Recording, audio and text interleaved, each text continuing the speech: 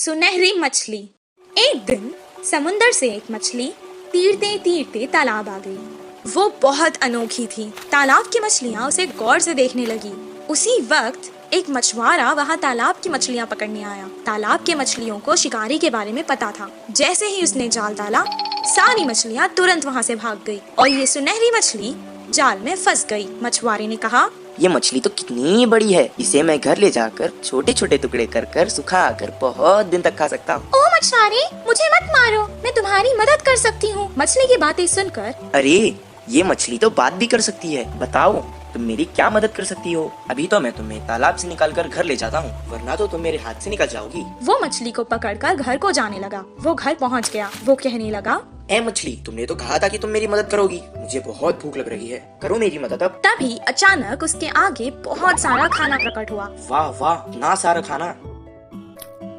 मैं तो तुम्हें यहाँ मारने लाया था, तुमने तो जादू ही कर दिया। इतना सारा खाना मुझे तुमने दिया, अब तो तुम मेरी सबसे अच्छी दोस्त हो। दोनों खुशी खुशी रहने लगे। एक दिन वो बहुत उदास था। मछली ने उसे देखा। क्या हुआ दोस्त, आज तुम बहुत उदास लग रहे हो। अब से तुम्हें मैं कभी नुकसान नहीं पहुँचाऊंगा। मेरी उम्र के बच्चे सभी पाठशाला जाते हैं, मुझे भी पढ़ना पसंद है, पर हर रोज मैं जाल लेकर मछली पकड़ने जाता हूँ। तुम पाठशाला क्यों नहीं जाते? मुझे पढ़ना पसंद है, पर मुझे कुछ याद नहीं रहता, इसीलिए मछली पकड़ने के काम पर लगा दिया। मैं तुम्हें एक उपाय बताऊं? मुझे तुम अपने कान तक ले जाओ। मैं तुम्हें एक मंत्र बताऊंगी, उसे पढ़ने से तुम्हें सब कुछ याद रहेगा और तुम अपनी कक्षा में सबसे अव्वल आओगे। तुम्हारी सब प्रशंसा करेंगे। अच्छा बताओ। मछली ने उसके कान में एक मंत्र बताया।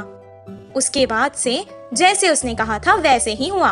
मछली दोस्त, मैं बहुत खुश हूँ। अब मुझे तालाब की बहुत याद आ रही है, चलो हम दोनों तालाब चलते हैं। वो दोनों तालाब के पास चले गए। मछली ने उसे अपने ऊपर बिठा लिया और बहुत जल्दी जल्दी तीरने लगी। और उसने सारे तालाब की सैर करवाई उसे। सबको देखकर वो बहुत खुश हुआ। जब उसका मन भर गया, वो वापस घर जाने लगा। मछली ने कहा, दोस्त तुम अकेले ही क्यों जा रहे हो? मुझे भी अपने साथ ले जाओ।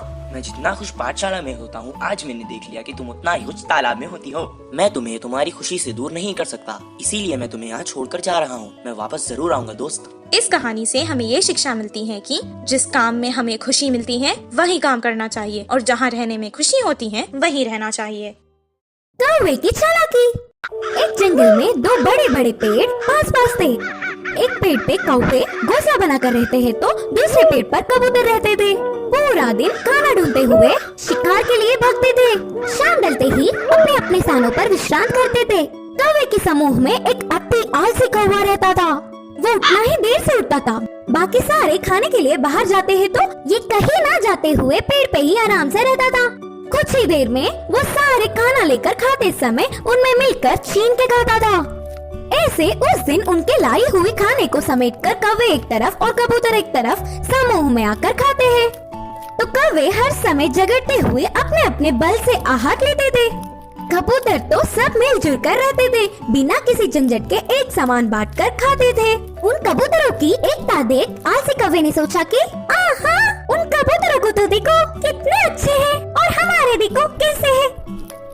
छी, अगर जन्म लेना ही है तो शेर की तरह लेना चाहिए या फिर कबूतरों की तरह लेना चाहिए। बोलकर बहुत ही उदास हुआ। कुछ देर सोच में पड़ गया और चालाकी से एक चाल चली। कपड़ों को रंग डालने वाले के घर जाकर सफेद रंग में डूब के उठा। उसके बाद अपने आप को शीशे में देखकर उछलने लगा। देखने के लिए कितना सुंदर हूँ, कोई भी मुझे कबूतर ही सोचेगा और कबूतरों के साथ अच्छे से खा सकूंगा। उड़ते हुए जाकर कबूतरों के समूह में मिल गया। धीरे से अच्छे से खा रहा था। खाने के लिए झगड़ा कर रहे कौवे को देख नफरत करने लगा। ऐसे कुछ दिन बाद उस आलसी कौवा बिना कष्ट किए आराम से रहने लगा। एक दिन भूख से बहुत खा गया। गले में खाना अटकने से पानी के लिए रोक नहीं पाया और तुरंत बोल के जोर से चिल्लाने लगा। इससे कौवे की पोल खुल गई और क्या, सारे कबूतर मिलके कौवे को चोट से मारते हुए भगा दिया। अरे बाबा, थोड़ी भी रहम ना खाते हुए चोट से मार रहे हैं। अब फायदा नहीं, मैं मेरे रूप में बदलना ही ठीक है, बोल के सोचकर पानी में डूबा। मजाक ये था कि वो कड़ी रंग होने के कारण वो गया ही नहीं। बिना कुछ समझते हुए अकेला ही रह गया। अब देख देख के भूख ना सह पाते हुए आखिर में कौवे के खाना खाकर उनके समूह के पास चिल्लाते हुए आया। वो कोई अजनबी पक्षी है समझकर सारे कौवे एक होकर उसे भगा दिया। उस आलसी कौवे की चाल विफल होकर उसके लोग भी आने नहीं देने से आखिर में अकेला रह गया। इस कहानी की नीति है की बाजू वालों के लिए भागने से अच्छा हमारे लोगों से खुश रहे। जादुई बिजली। एक गांव में रामू, सोनू और मोनू नामक 3 दोस्त रहा करते थे। रामू एक किसान था, वो खेत में काम करके खुश रहता था। सोनू एक दूध वाला था, मोनू एक दुकानदार था। एक दिन तीनों दोस्त शहर को कुछ काम से गए। काम पूरा होने तक शाम हो गई। शाम को जब वो लौटकर गांव वापस जा रहे थे, उनको जंगल पार करके वापस जाना था। अचानक आसमान में बादल आ गए। कुछ देर तीनों दोस्त एक दूसरे से मशवरा करने लगे, फिर आगे चलते रहे। अचानक बादलों में बिजलियां कड़कना शुरू हो गई। वो डर गए। सोनू ने कहा, बाप रे, बिजली को देख रहे हो? लगता है आज तो हम जंगल में ही फंस जाएंगे। हाँ, सही कहा तुमने। आज तो ऐसे ही लगता है। बहुत रात हो चुकी है, अब हमें आगे नहीं जाना चाहिए। हम जंगल के बीचों बीच है। अब अगर हम आगे जाएंगे तो भी खतरा है, पीछे जाएंगे तो भी खतरा है। इससे बेहतर है हम आगे चले जाएं। इतना कहकर वो बैलगाड़ी आगे चलाने लगा। थोड़ी दूर जाते ही जोरों की बारिश शुरू हो गई। जंगल में बहुत ज्यादा अंधेरा था और ऊपर से तेज बारिश और बिजलियां कड़क रही थी। ये सब देखकर वो डरने लगे। अचानक उनकी बैलगाड़ी के सामने एक बड़ा सा पत्थर आ गया। तीनों बैलगाड़ी से उतर गए और एक पेड़ के नीचे रुक गए।